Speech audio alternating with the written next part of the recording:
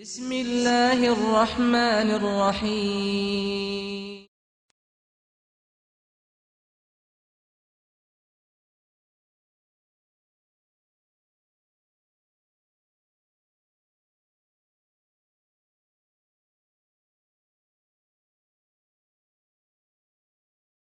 This fiqh is essential for the understanding and for the correct application of religion. We cannot dispense with fiqh. And I was saying the book of zakah in general is very complex. See, religion isn't just about salah. Religion isn't just about one or two masail. Religion and the fiqh that the ulama have left us, may Allah have mercy on them, contains hundreds of thousands, if not over 1 million masail, relating to every aspect of religion. Every aspect. And it's an amazingly complex topic. It's a labyrinth of information.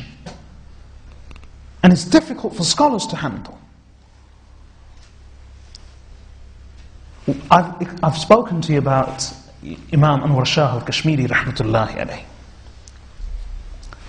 Imam Anwar Shah Kashmiri was amazing.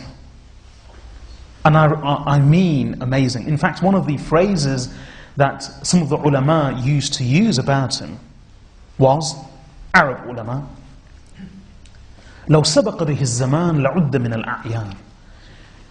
That one of the sad things, well, it wasn't sad, but one of the things that didn't work in his favor, Allamah Anwar Shah Kashmiri, rahmatullahi alayhi, is that he came in the last century, and therefore people weren't able to appreciate him.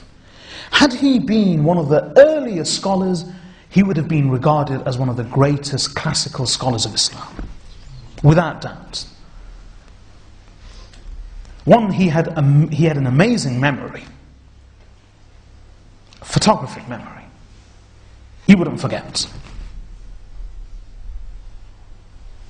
I spoke to his son, and Imam Anwar Shah Kashmiri rahmatullahi passed away. I spoke to his son, and there was a group of scholars, and we asked him a few questions regarding his father. And one of them was this famous question that, is it true that your father had a photographic memory? And he said, yeah, many ulama, many of the greatest ulama would ask Allamah Anwar Shah Kashmiri about his memory. And this was his reply, consistent reply. He said, if I read a book by skimming through it, I probably won't forget that book or what I've read for a good 30 years. But if I ever read a book properly, not skimming through it, but actually reading it, inshallah, I will never forget it for the rest of my life. It's true. Once whilst teaching Bukhari, he mentioned something from Fathul Qadir, which is a commentary of a Hanafi book of fiqh, al-Hidayah. Fathul Qadir is written by Kamaluddin ibn Humam, rahmatullahi alayhi, famous faqih and muhaddith. So after quoting and citing a paragraph, Allamah Anwar Shah Kashmiri, rahmatullahi alayhi, said, I read that book 36 years ago. And if you were to, and I have never read it since. I read it once and I haven't read it since. If you were to go back, and you know how many, depending on the publication, Fathul Qadir can be available in 20, 25 volumes. It's a huge book. So he said, I read it 36 years ago. And I say as a gift of Allah to me that Allah has blessed me with this gift. Tahdithan bin ni'mah.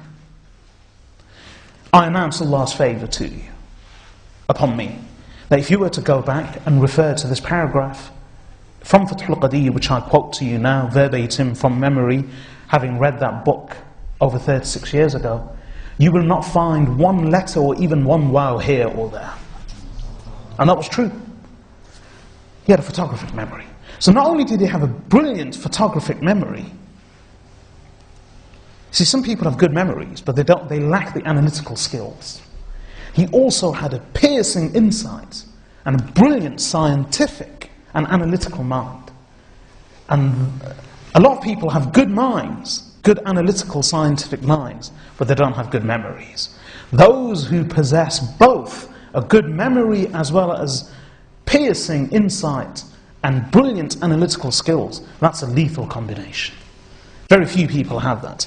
Imam Anwar Shah Kashmiri rahmatullahi possessed both. And he was amazing. He would comment on issues of philosophy, dialectics, all manner of things, so much so that Imam Anwar Shah, I've got a reason for mentioning this.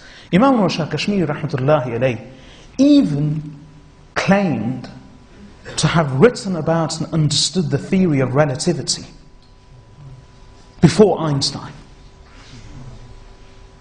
And he claims, Imam Anwar Shah Kashmiri rahmatullahi, that this theory of relativity was actually originally discovered by Arab Muslim scientists.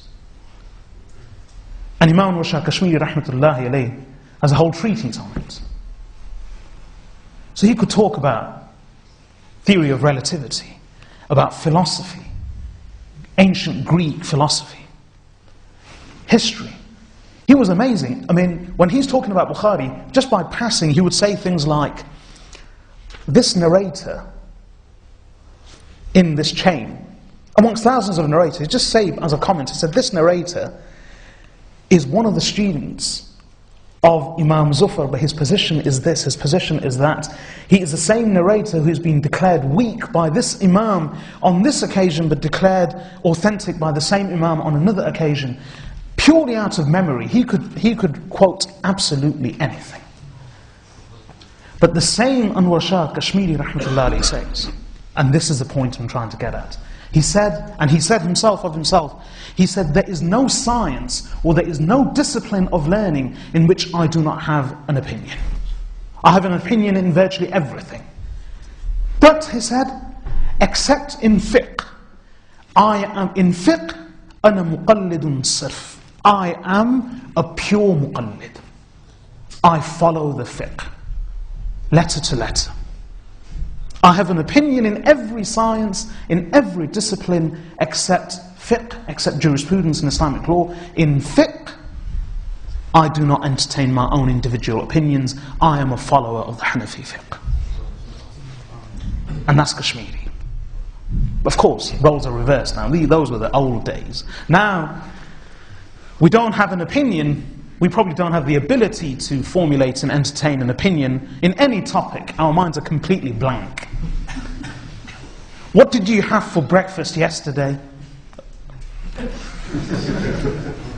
But our minds are blank even about our own lives.